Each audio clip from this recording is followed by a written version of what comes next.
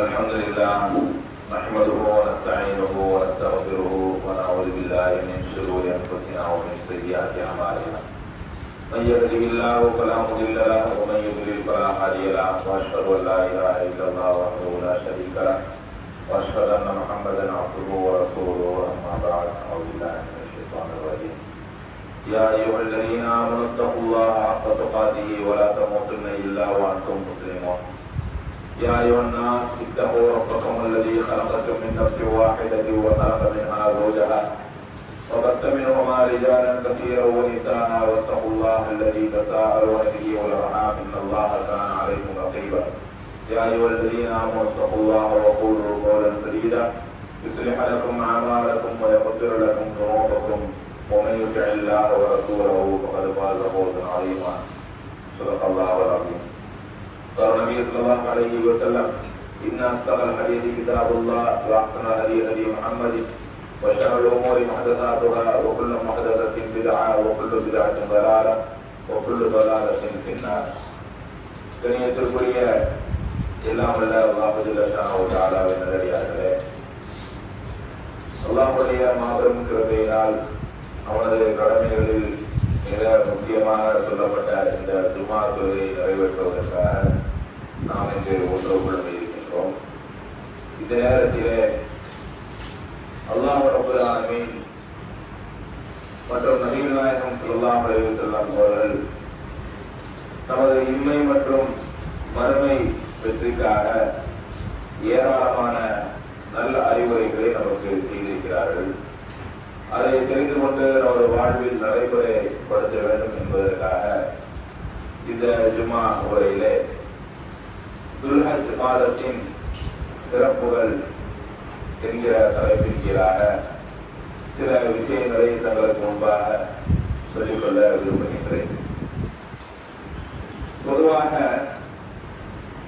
ரமலான் மாதத்தை நாம் முஸ்லிம்களில் சில பேர் புனிதமான மாதம் என்று சொல்லுவார்கள்.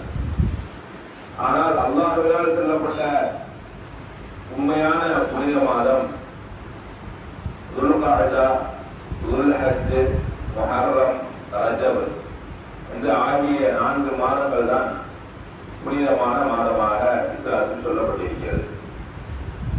ரமதான் மாதத்திற்கு சிறப்பு இருக்கிறதா இல்லையா என்று கேட்டால், ரமதான் மாதத்திற்கு நிச்சயமாக சிறப்பு இருக்கிறது. அதற்கு என்ன சிறப்பு இருக்கிறது என்று சொன்னால், ரமதான் மாதத்தில் தான் திருக்குர்ஆன் அருளப்பட்டது. அதனால் அதற்கு ஒரு சிறப்பு இருக்கிறது. ஆனால் அல்லாஹ்வினால் சொல்லப்பட்ட இந்த 4 புனித மாதங்களும் ஒவ்வொரு காரணங்களுக்காக சிறப்பாக ஆக்கப்பட்டிருக்கிறது. உதாரணத்திற்கு சொல்வதாக இருந்தால், இந்த துல்ஹஜ் முதல் 10 நாட்கள், இந்த துல்ஹஜ் மாதம் முழுவதும் போர் புரிவதற்கு தடை என்கிற ஒரு சட்டம் இருக்கிறது. போர் புரிவதற்கு தடை. அதனால்தான் புனித மாதம் என்று இந்த மாதத்தில் சொல்லப்படுகின்றது. அதுபோக இந்த மாதத்திற்கென்று சில சலுகைகளை அல்லாஹ் ரப்பல் ஆலமீன் நமக்கு வழங்கி இருக்கின்றார். திருக்குர்ஆனில் அல்லாஹ் சொல்லி காண்பிக்கின்றான், நீங்கள் அல்லாஹ் உங்களுக்கு செய்த அருட்கொடைகளை நீங்கள் எண்ணினால் லா தஹ்ஸூஹா, அதை உங்களால் எண்ணவே முடியாது என்று அல்லாஹ் சொல்லி காட்டுகின்றார். அல்லாஹ் இந்த மனிதர்களுக்கு செய்த அருட்கொடைகளை நமக்கு அதை செஞ்சிருக்கிறான், எதை செஞ்சிருக்கிறான் அப்படி நம்ம கணக்கு போட்டு வைங்க, அதை நம்மால் கணக்கிடவே முடியாது. அவ்வளவு அருட்கொடைகள் செய்திருக்கின்றார்.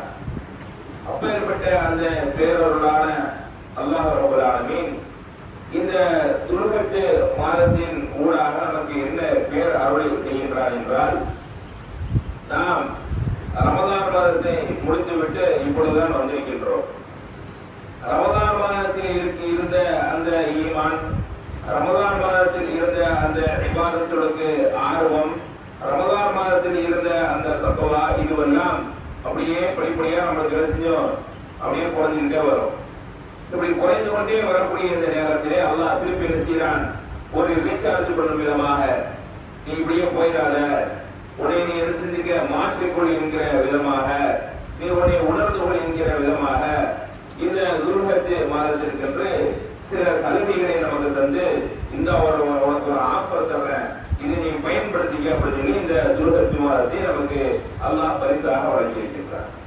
இந்த துல்ஹஜ் மாதத்தில் செய்யக்கூடிய இந்த முதல் 10 நாட்கள் நாம் என்னவெல்லாம் காரியங்கள் செய்ய வேண்டும் என்று நபிகள் நாயகம் ஸல்லல்லாஹு அலைஹி வஸல்லம் அவர்கள் நமக்கு வழிகாட்டி இருக்கிறார்கள்.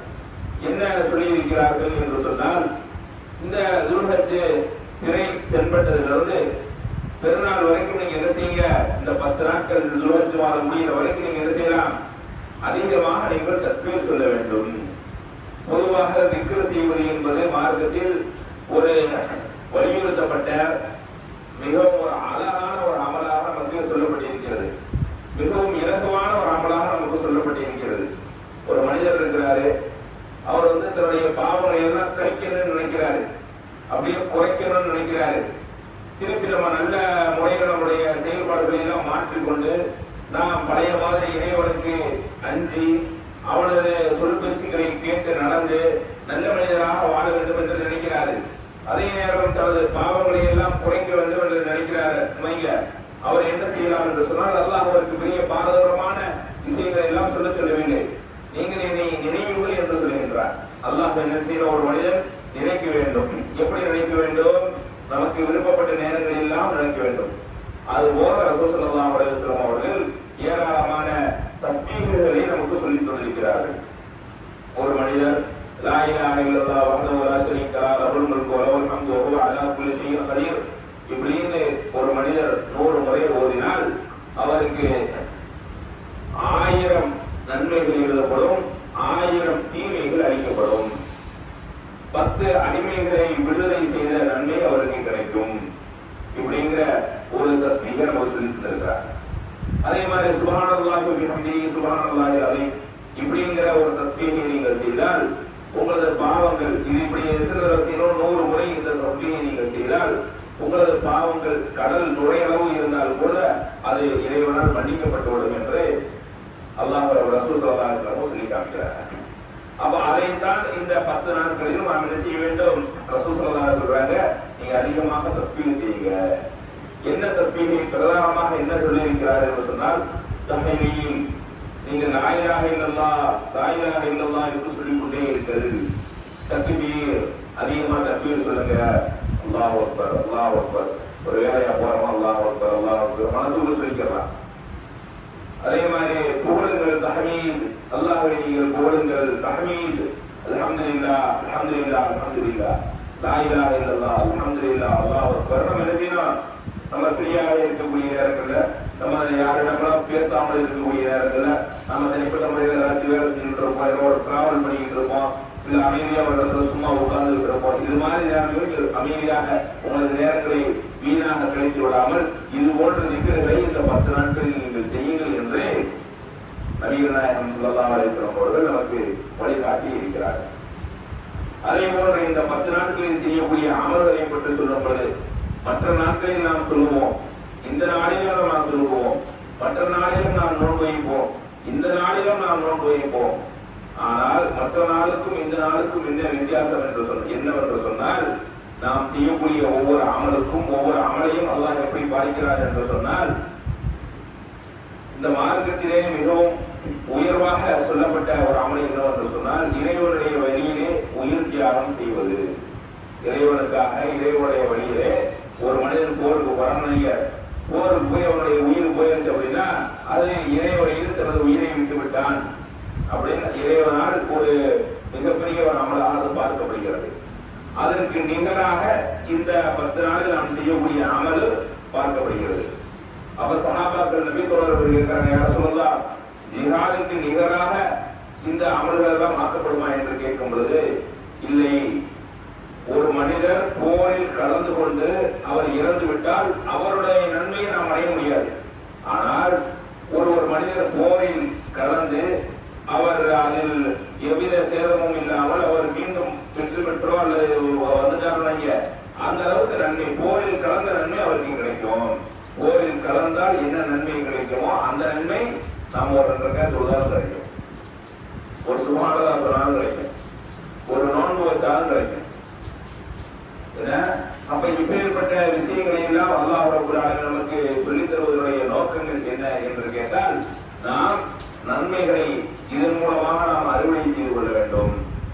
இந்த 10 நாளை நாம் வேஸ்ட் பண்ணிடக்கூடாது. அதிலேயும் குறிப்பாக இந்த 10 நாளில் வரக்கூடிய இந்த நமக்கு 7ஆம் தேதி திருநாள் என்று சொன்னால், நமக்கு வெள்ளிக்கிழமை நோன்பு வருது, அரஃபா நோன்பு, பிறை 9. இந்த பிறை 9 அன்று அரஃபா நோன்பை நீங்கள் வைத்துக் கொள்ளுங்கள்.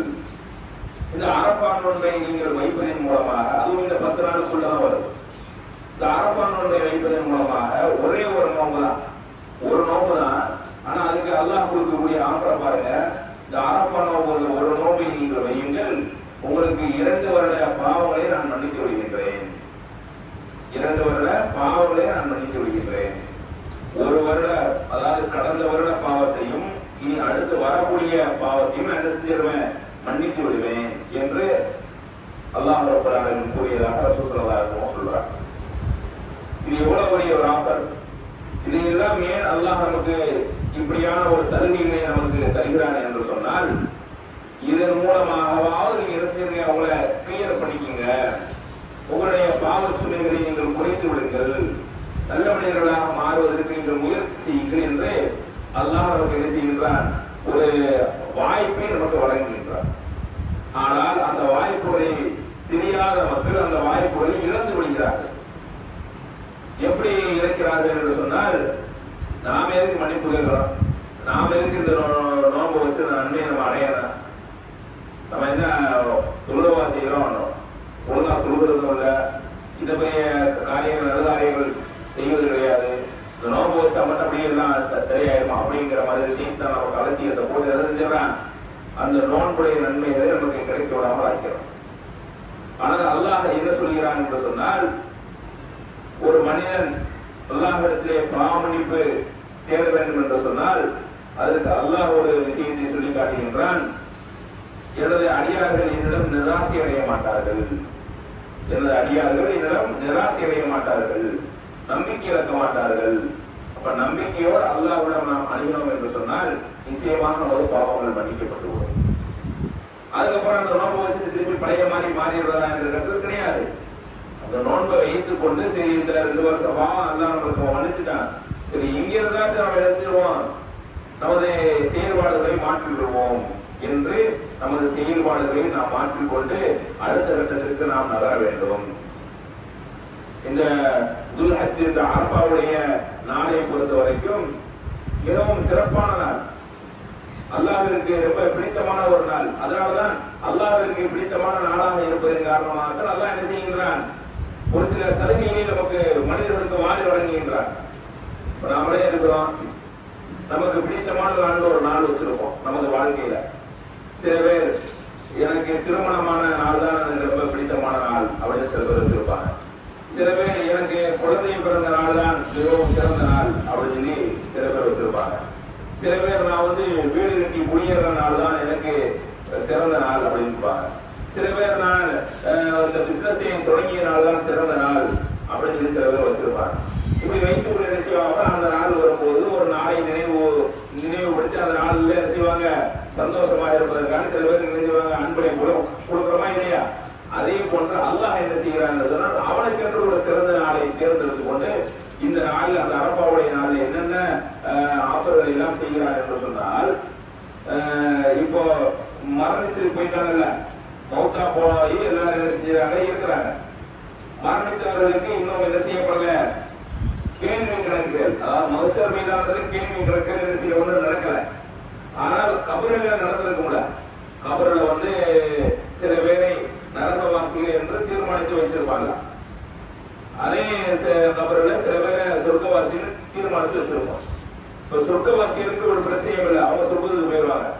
ஆனா நரகவாசிகள் தீர்மானித்து வைத்திருக்கக்கூடிய சில பேரை அல்லாஹ் என்ன செய்கிறார் என்று சொன்னால், இந்த அரபாவுடைய அன்னைக்கு நீங்கள் எல்லாம் நரகவாசிகள் இல்லை, உங்களை எல்லாம் சொர்க்கவாசிகளாக நான் ப்ரொமோட் பண்றேன் அப்படின்னு அல்லாஹ் என்ன செய்கிறான்.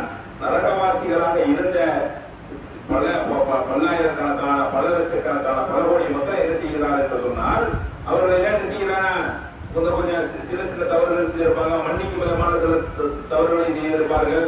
அவர்களுக்கு நரகத்துல போட்டுதான் அவங்களை சொர்க்கத்துக்கு அனுப்பணும்னு அவங்களுடைய பாவங்கள்லாம் இருக்கும். அவர்கள் எல்லாம் பார்த்துட்டு சரி கொஞ்சம் ரெஸ்மஸா உள்ள கேஸ்கள் தான், இவங்களெல்லாம் மன்னிச்சு என்ன செய்வோம், சொர்க்கத்துக்கு அனுப்பிடுவோம். ஏன் அப்படி அந்த ஆஃபரை குடிக்கிறாங்க என்று சொன்னால், அரபா நாள் அவனுக்கு பிடித்தமான ஒரு நாளாக இருக்கிறது. அப்ப எவ்வளவு பெரிய ஒரு நாள் பாருங்க. எவ்வளவு நம்ம பத்திரமா சிறைவாசிகள் இருக்கிறாங்க, சிறையில் இருப்பவர்கள் இருக்கிறாங்க, அவர்களுக்கு நன்னடத்தை அடிப்படையில் என்ன செய்யப்படும், முன்கூட்டியே விடுதலை செய்யறாங்களா இல்லையா? அண்ணா பிறந்த நாள், அந்த பிறந்த நாள், இந்த பிறந்த நாள் சொல்லி தலைவருடைய பிறந்த நாளை முன்னிட்டு, நினைவு நாளை முன்னிட்டு என்ன செய்யறாங்க, முன்கூட்டியே விடுதலை செய்யறாங்களா இல்லையா? ஒரு அரசு விடுதலை செய்யுது. அதே மாதிரி நரகவாசிகள் என்ற அடையாளம் விடப்பட்ட தீர்மானம் செய்யப்பட்ட எத்தனையோ லட்சக்கணக்கான மக்களை அல்லாஹ் என்ன செய்யறார் என்று சொன்னால் சொர்க்கவாசிகளாக அவர்களை மாற்றுகின்றார் என்று நபிகள் நாயகம் ஸல்லல்லாஹு அலைஹி வஸல்லம் அவர்கள் நமக்கு சொல்லி தருகிறார்கள். அப்ப எப்பேற்பட்ட ஒரு நாள் இந்த அரபாவுடைய நாள் என்று பார்த்துக் கொள்ளுங்கள். அதே போன்று இந்த அரபாவுடைய நாளிலே நோன்பு வைக்கக்கூடிய மக்களுக்கு அரபாவுடைய நாளில் 2 விதமான மக்கள் இருப்பாங்க. ஒரு மக்கள் யார் என்று சொன்னால் அரபா மைதானத்தில் இருப்பவர்கள், அவர்களுக்கு உள்ள சிறப்பு வேற. இன்னொரு மக்கள் அரபா மைதானத்திற்கு வெளியே இருப்பவர்கள். அரபா மைதானத்தில் யாரெல்லாம் இருப்பார்கள் என்று சொன்னால், இந்த வருடம் யாரெல்லாம் ஹஜ்ஜுக்கு சென்றிருக்கிறார்களோ அவர்கள் அனைவரும் அரபா மைதானத்தில் இருப்பார்கள். அவங்க இங்க இருப்பாங்க, அரபா மைதானத்தில் இருப்பாங்க. அது அரபா மைதானத்திலே அவர்களுக்கு நோன்பு வைப்பது கடமையா என்று கேட்டால் அவர்களுக்கு கடமை கிடையாது. அவங்க எப்படி இருப்பாங்க, அவர்களுக்கு சில அமல்கள் சொல்லப்பட்டிருக்கிறது. அவர்களை ஓதிக்கொண்டும் துவா செய்து கொண்டும் விக்கிரகளை செய்து கொண்டும் அங்கே இருக்க வேண்டும். பெரிய கூட்டமாக இருப்பார்கள். கிட்டத்தட்ட 30 லட்சம் 40 லட்சம் 50 லட்சம் மக்கள் செய்வாங்க, ஒரே கூட்டமாக இருப்பார்கள். இப்படி இருக்கக்கூடிய அந்த மக்களை பார்த்து அல்லாஹ் என்ன செய்வானாம், மலக்குமார்களிடத்துல சொல்லுவானாம், என்னுடைய மக்களை பாருங்கள், என்னுடைய இந்த மனிதர்களை பாருங்கள், சமுதாயத்தை பாருங்கள், அவர்கள் எதை நாடுகிறார்கள், அவர்கள் எதை நாடினாலும் நான் கொடுத்து விடுவேன். அவர்கள் துனியாவை நாடுகிறார்களா கொடுத்துடுவேன், ஆகரத்தை நாடுகிறார்களா சொர்க்கத்தை நாடுகிறார்களா கொடுத்து விடுவேன், மன்னிப்பை நாடுகிறார்களா கொடுத்து விடுவேன். ரொம்ப ஒரு முக்கியமான நாள். அரபாவில் இருந்து கேட்கக்கூடிய பிரார்த்தனை அல்லாஹ்விடத்திலே மறுக்கப்படுவதே கிடையாது. அந்த இருக்கிறப்ப ஒரு முக்கியமான ஒரு நிகழ்வாக நமது மார்க்கத்தில் சொல்லப்பட்டிருக்கிறது. இதுவெல்லாம் ஏன் இந்த மார்க்கத்தில் நமக்கு சொல்லப்பட்டிருக்கிறது என்று சொன்னால், நமக்கு இதன் மூலமாக ஒரு டர்னிங் பாயிண்ட், நாம் இது இங்கிருந்தால் நம்ம எடுத்துனா மாறிக்கொள்ள வேண்டும் என்று அல்லாஹ் நமக்கு இது போன்ற பலவிதமான சலுகைகள் நமக்கு தருகின்றார். நமக்கு அல்லாஹ் வழங்கக்கூடிய ஆஃபர்களை நாம் எப்படி பார்க்க வேண்டும் என்று சொன்னால், இந்த உலகத்தில் ஒரு மனிதன் ஒரு ஆஃபர் கிடைக்கிறது வைங்க, நம்ம இன்னைக்கு உள்ள சூழ்நிலையில ஒரு ஒன்று வாங்கினால் ஒன்று இலவசம் என்று சொன்னால் நினைச்சிருவோம், நமக்கு தேவையானவரை வாங்கி வச்சிருவோம் இல்லையா? ஒரு கடைக்கு போறோம், நமக்கு அந்த பொருள் தேவையே படாது. ஒரு வாட்சியோ ஒரு கண்ணாடியோ ஒரு சட்டையோ இருக்கும், ஷோகேஸ்ல வச்சிருப்பாங்க. ஒன்று வாங்கினால் ஒன்று இலவசம் போட்டிருப்பாங்க. என்ன பாக்கெட் இருக்கும்? அரிசி பாக்கெட் இருக்கும். ஏதாவது ஒரு ஒன்று வாங்கினால் ஒன்று இலவசம் போட நினைச்சிருவாங்க. இதெல்லாம் இன்னைக்கு ஆஃபர் போட போறாங்க, திருப்பி ஒன்று வாங்கி வச்சுக்கிறோம், எப்ப யூஸ் பண்றது அப்படின்னு வாங்கி வச்சுக்கிறோம். உலக பார்வை சரியா இருக்கிறோம். ஆனால் அல்லாஹ் என்ன சொல்கிறான்னு சொன்னால், எப்ப ஒரே ஒரு நாள் லோன் போய் உனக்கு 2 வருஷம் பாவத்தை மன்னிக்கிறேன் அப்படிங்கிறான். இந்த ஆஃபர் இந்த ஒரு நாள் தான். இனி எப்ப கிடைக்கும்? அடுத்த வருஷம் அரபா நாள்ல கிடைக்கும். அது வரைக்கும் நம்ம இருக்கிறோமோ இருக்க மாட்டோமோ நமக்கு தெரியாது. அப்போ உலக விஷயத்துல சின்ன சின்ன விஷயத்தை, சின்ன சின்ன ஆஃபர்களை கூட, சின்ன சின்ன சலுகைகளை கூட என்ன செய்கிறோம்? பயன்படுத்திக் கொள்கின்றோம். ஆனால் அல்லாஹ் தரக்கூடிய அந்த ஆஃபர்களை, சலுகைகளை நாம் பயன்படுத்திக் கொள்வதற்கு முன்வரவில்லை என்று சொன்னால், நாம் மிகவும் அலட்சியமாகவும் ஒரு துர்பாக்கியசாலியாக நாம் இருக்கிறோம் என்றுதான் அர்த்தம். அதே போன்று பாருங்கள், இந்த அரபாவுடைய நாளிலே ஒரு சிறப்பான ஒரு சம்பவம் இருக்கிறது. என்ன? ரசூல் ஸல்லல்லாஹு அலைஹி வஸல்லம் அவர்கள் இந்த அரபாவுடைய நாள்ல ஏராளமான விஷயங்கள், அரபாவுடைய நாள்ல என்ன சொல்றாங்க என்று சொன்னால், சஹாபாக்களை பார்த்து கேட்கிறார்கள், இந்த நாள் என்ன நாள் அப்படின்னு. இந்த நாள், இந்த மாதம் என்ன மாதம் கேட்கிறாங்க. இந்த மாதம் சஹாபாக்கள் சொல்றாங்க துல்ஹஜ் மாதம் அப்படின்னு. இந்த நாள் என்ன நாள்? இந்த நாள் அரபாவுடைய நாள் அப்படிங்கிறாங்க. இது எந்த இடம் அப்படின்னு கேட்கிறாங்க. இது மக்கா என்று சொல்கிறார்கள்.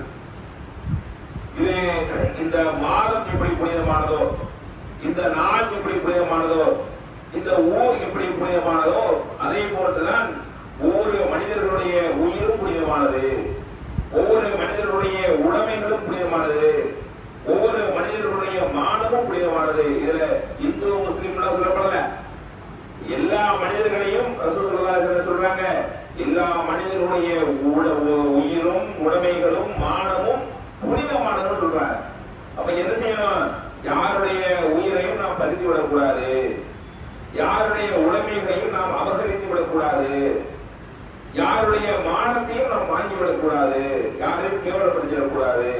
அதுவெல்லாம் எதற்கு புனிதமானது என்று சொன்னால், மக்காவிற்கு புனிதமானது என்று ரசூல் ஸல்லல்லாஹு அலைஹி வஸல்லம் இருக்கிறார்கள் சொன்னால், அதிலே நமக்கு மனிதர்களோடு சகோதரத்துவமாக வாழ வேண்டும் என்கிற ஒரு நல்லுபதேசம் அதிலே அடங்கியிருக்கின்றது.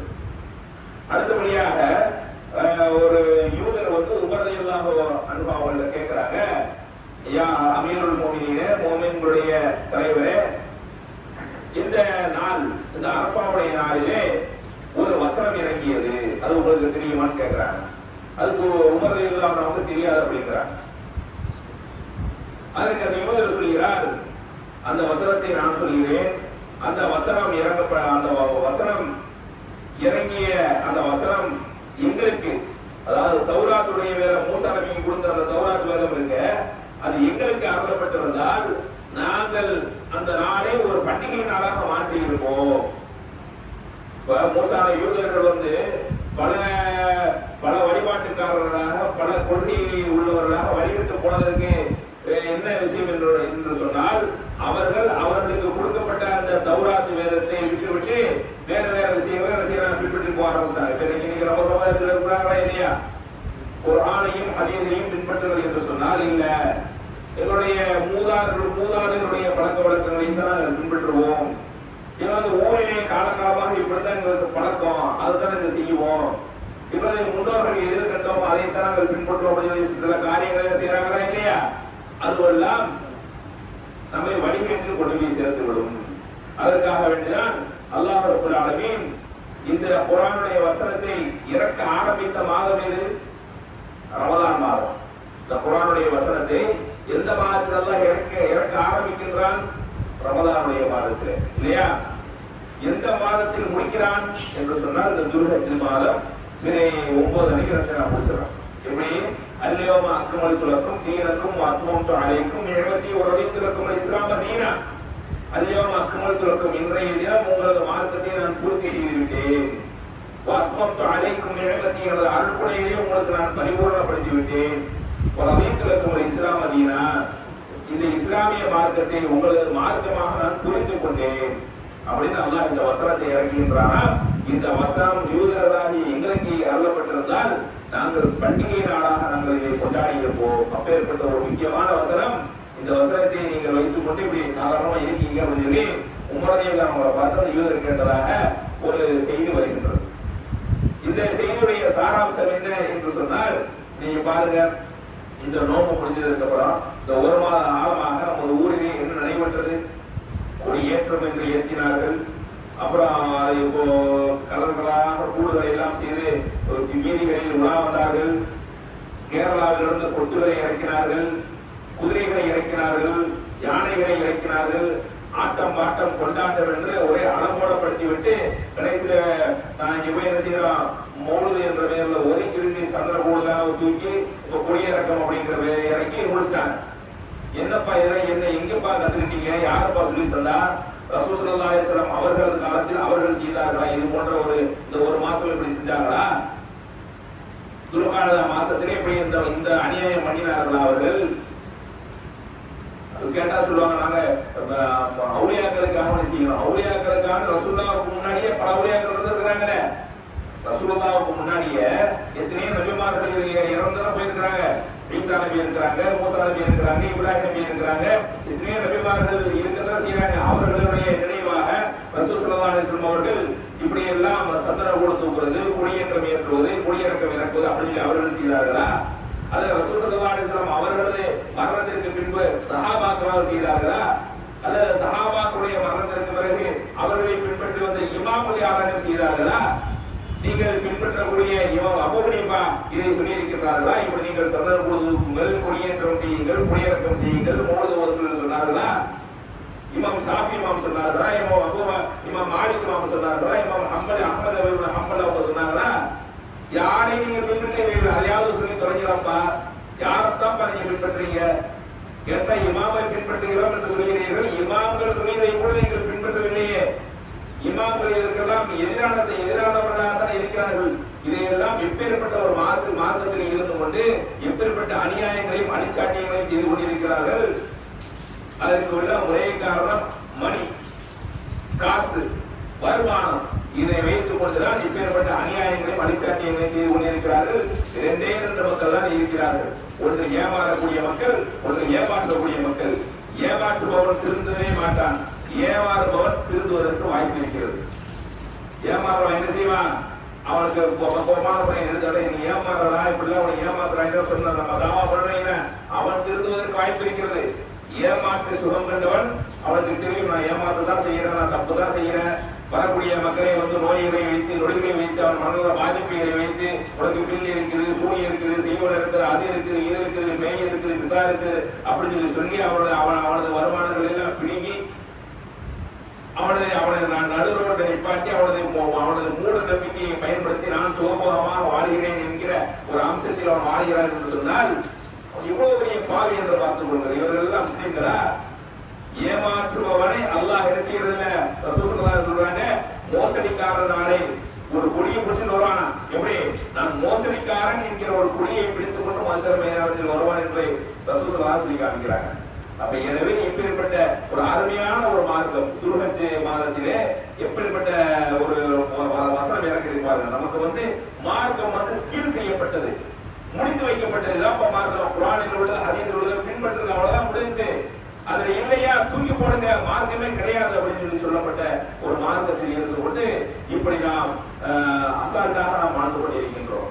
எனவே இந்த துல்ஹஜ் முதல் 10 நாட்களுடைய சிறப்புகளை நாம் பயன்படுத்திக் கொண்டு அல்லாஹ்வுடைய பேருடைய பெற்று வாழக்கூடிய நன்மக்களாக வல்ல அனைவரையும் ஆக்கிய வேண்டும் என்று கூறி இந்த முதல் உரையை வைசியினுடைய வாசதாவான அல்ஹம்துலில்லாஹி ரப்பில் ஆலமீன்.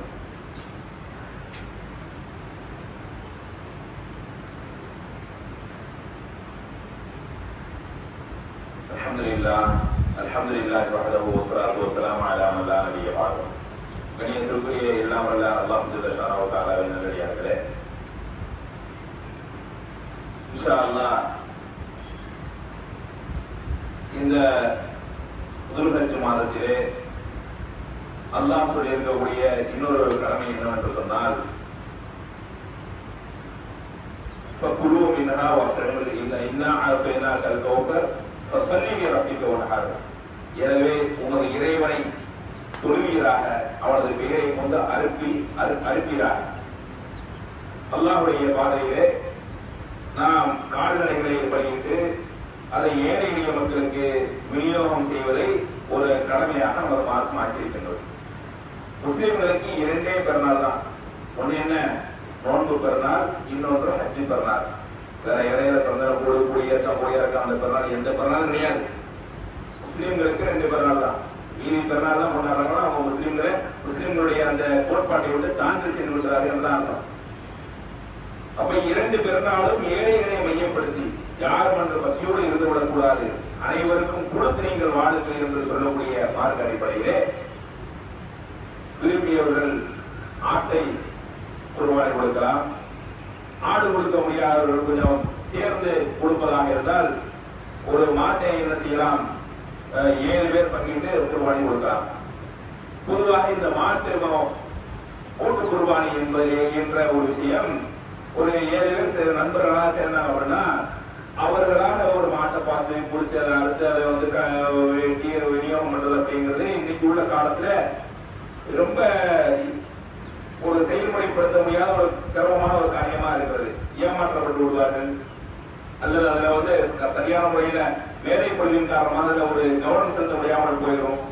அப்ப அதனுடைய சுவைகளை எல்லாம் நீக்க வேண்டும், அதனுடைய குறைகளை எல்லாம் நீக்க வேண்டும் என்ற அடிப்படையிலே தமிழ்நாடு தௌஹீத் ஜமாத் ஏர்வாடிகளை சார்பாக கிட்டத்தட்ட பல ஆண்டுகளாக இந்த கூட்டு குர்பானி திட்டத்தை நாம் நடத்தி வருகின்றோம். இதிலே ஒரு பங்கின் விலையாக சுமார் 4000 ரூபாய் என்று நிர்ணயம் செய்யப்பட்டிருக்கிறது. இப்போ ஒரு நாள் நீங்க வந்து 4000 ரூபாய் தரீங்க அப்படின்னா 7 பங்கு 4 × 7 பங்கு போட்டோம்னா கிட்டத்தட்ட எவ்வளவு ஆகுது? 28,000 ரூபாய் வரும்.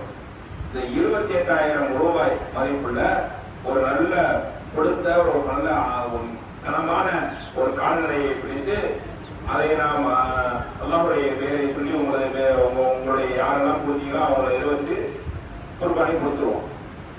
பங்கு தந்தீங்கல்ல அவர்களுக்கு நம்ம அதுல இருந்து ஒரு 5 கிலோ கொடுத்துருவோம்.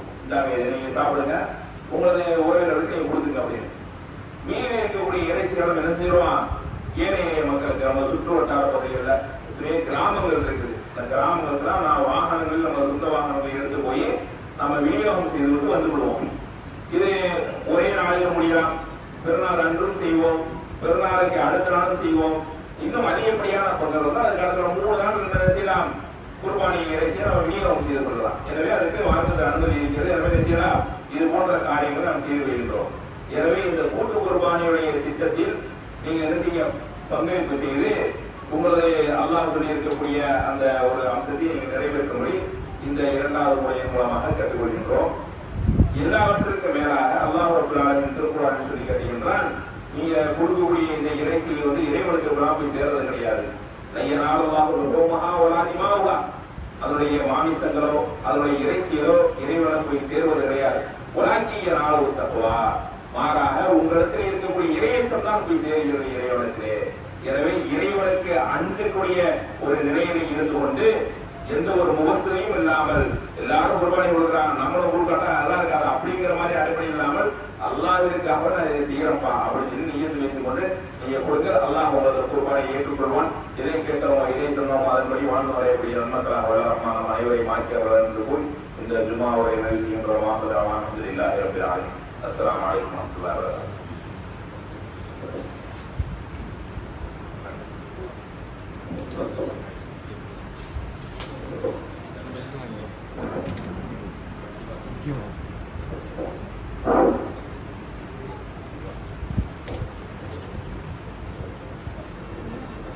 الله أكبر الله أكبر أشهد أن لا إله إلا الله أشهد أن محمدا رسول الله حي على الصلاة حي على الفلاح قد قامت الصلاة قد قامت الصلاة الله أكبر الله أكبر لا إله إلا الله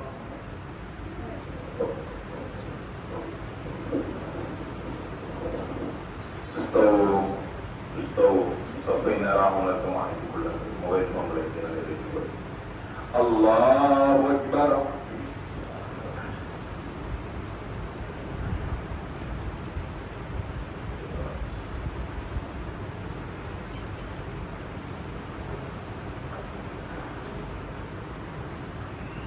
الحمد لله رب العالمين الرحمن الرحيم مالك يوم الدين إياك نعبد وإياك نستعين اهدنا الصراط المستقيم صراط الذين أنعمت عليهم غير المغضوب عليهم ولا الضالين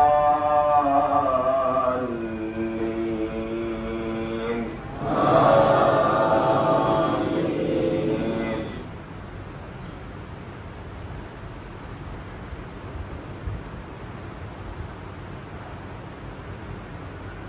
سبح اسم ربك الأعلى الذي خلق فسوى والذي قدر فهدى والذي أخرج المرعى فجعله غثاء نحوا سنقرئك فلا تنسى إلا ما شاء الله إنه يعلم الجهر وما يخفى وليسرك لليسرى فذكر إن نفعت الذكرى سيذكر من يخشى ويتجنبها الأشقى الذي يصلى النار الكبرى ثم لا يموت فيها ولا يحيا قد أفلح من تزكى وذكر اسم ربه فصلى بل تؤثرون الحياة الدنيا والآخرة خير وأبقى إن هذا لفي الصحف الأولى صحف إبراهيم وموسى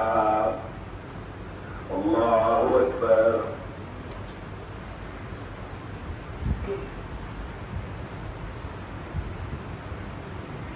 سمع الله لمن حمده الله أكبر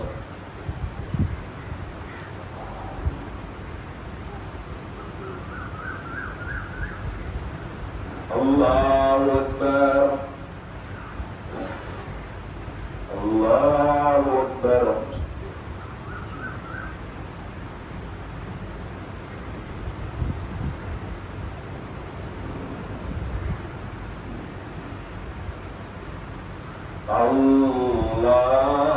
الله أكبر الحمد لله رب العالمين الرحمن الرحيم مالك يوم الدين إياك نعبد وإياك نستعين اهدنا الصراط المستقيم صراط الذين أنعمت عليهم غير المغضوب عليهم ولا الضالين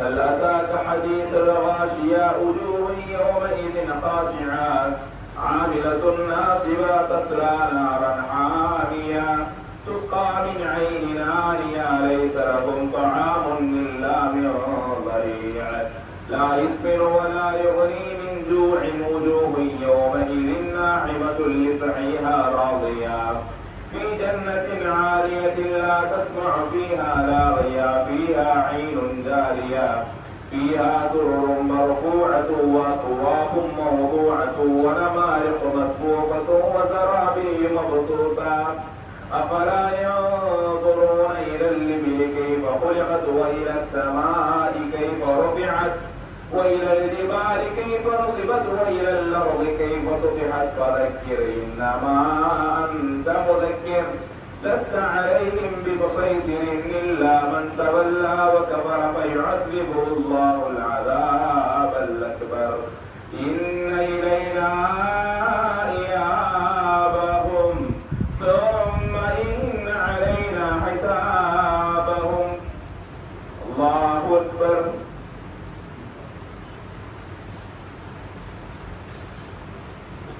سمع الله لمن حمده.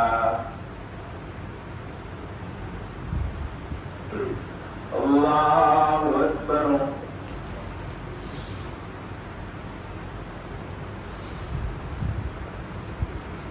الله أكبر. الله أكبر.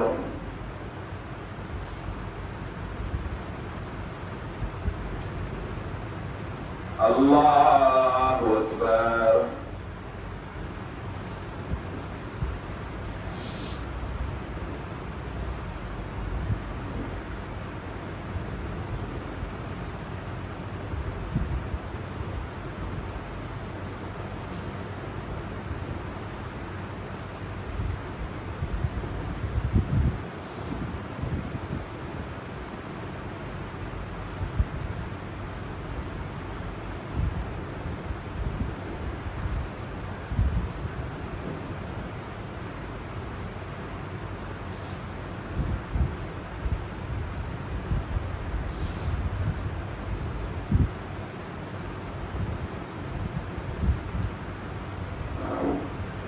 السلام عليكم ورحمة الله. السلام عليكم ورحمة الله.